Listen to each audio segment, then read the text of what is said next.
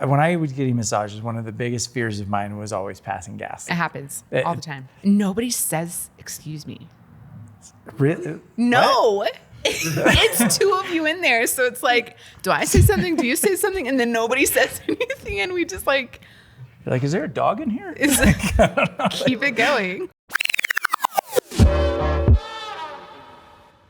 How long have I been seeing you now? Like 2 years? It's been maybe at least 2 years. At least 2, maybe 3. But 2 years ago, I was going through this thing and I was like, I really need to do something for myself. And because I was never that person that took time for themselves. I was always very big on making sure that others had what they needed and neglecting myself in the process. And a couple of years ago, I decided that I was going to every month get a massage. And I have stuck to it. And that is my one treat to myself every month. And you are the best massage therapist that I've ever found. And you're so nice. I truly, I have noticed a big difference in myself just by being consistent with treating myself to a massage. I'll tell you, I've noticed a big difference in you too. You're like, you don't have like some crooked hunchback. You don't and you're hobble not, like... anymore. But no, it's like, it's one of those things that it was really hard for me to decide to do something for myself. But yeah. I was excited to ask if you would come and be on this, because in a massage, like sometimes you don't get to talk that much. Like there's a little talking here and there, but very, very minimal. It's not like a haircut. It depends on the person. Really? Yeah. You get talkers? You get people who just talk the whole time? Yeah. And I will say, Mike, let's be honest. Some of your sessions you do talk. Yeah, I know. I do talk now, but like I will also say, I don't know if you should tell my clients this, but I think I give a better massage if you're quiet. I love it. I love the stories. I honestly have played with the idea, because we've had this conversation before, of how we learn so much from our clients. Mm-hmm. Because you just see this really broad cross-section of people. So I have clients in their 80s. I've had clients who are 8-year-old gymnasts. I've had people with kids, people who talk about their infertility struggles, people who, I don't know, are employed or not employed, or going through affairs, or going through like chronic health issues, or, you just hear so much stuff. And then you'll also get people who like don't talk at all, right? And you'll just get pieces, but then you work on them for 3 years. And so I can remember clients who never said a word on the table, but I knew that they were like scuba instructors and like lived in these, just from like the 5, 10, 15 minutes before the session. Okay. So it's interesting. You'll get talkers, but you'll still get pieces of people's lives. So I've played with the idea of starting a podcast or writing a book, or like collecting stories from these people, because I've gotten like advice when I was dating. I got a ton of advice. You get like, I don't know, restaurant recs and like just all the things, like best places to go tanning or shopping, or like best parenting books. I don't know. It's so fun. But so I guess maybe you can help everybody that's listening understand like what is proper etiquette for somebody, because we've had conversations about this before, and I think it's, when I was getting massages, one of the biggest fears of mine was always passing gas. Like I was always afraid that I was gonna like. It happens all the time. But it's like nobody says excuse me. Really? No. What? It's like if I and don't it's like anything, it's like did she notice? So. But it's like it's two of you in there, so it's like, do I say something? Do you say something? And then nobody says anything, and we just like.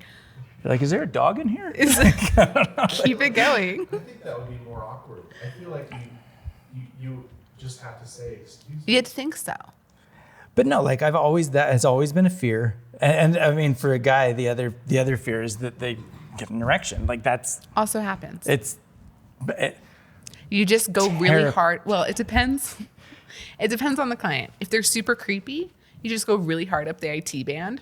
It goes away really fast. Wait, what? The IT band? On the side of your quads. Okay.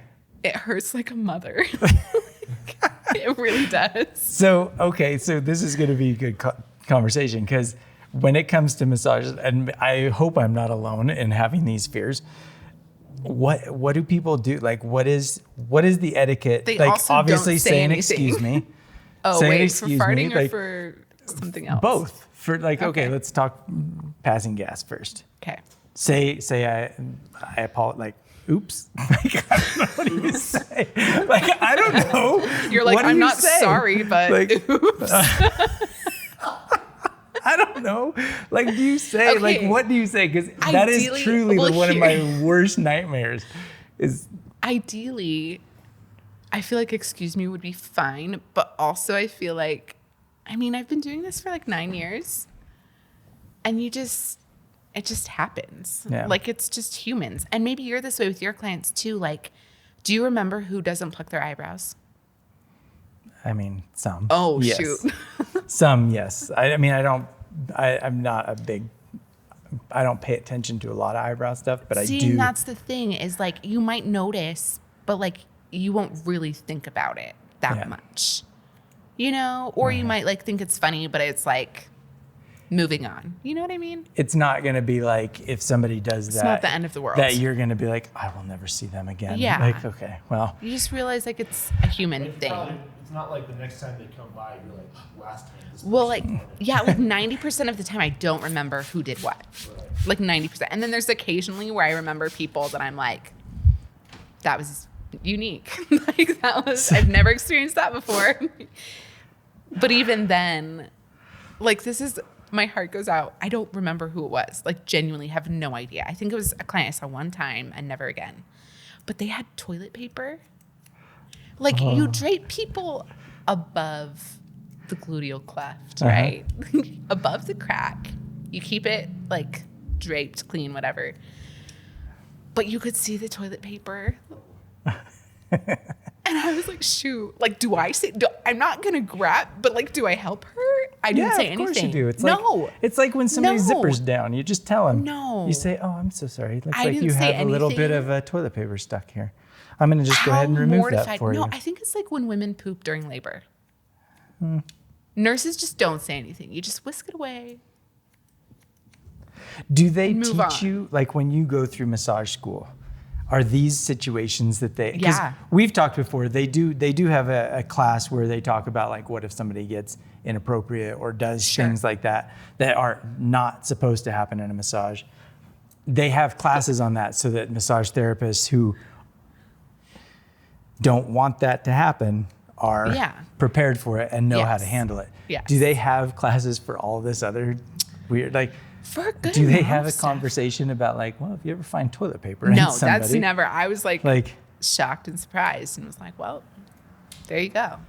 It happens. but in that situation, yes, I definitely think you could say something like, But I honestly, here's my thing, is unless it's actually affecting the massage, why ruin their day? yeah, Right? Like if their feet are super disgusting and they have no idea, but it's just like, oh, I can put a hot towel on here and just wipe it off and continue the massage instead of like, so by the way, next time you need to do this and this and this and this. yeah. You know, like, I don't feel like it's my job to like teach women how to wipe. Like, I just have to like, just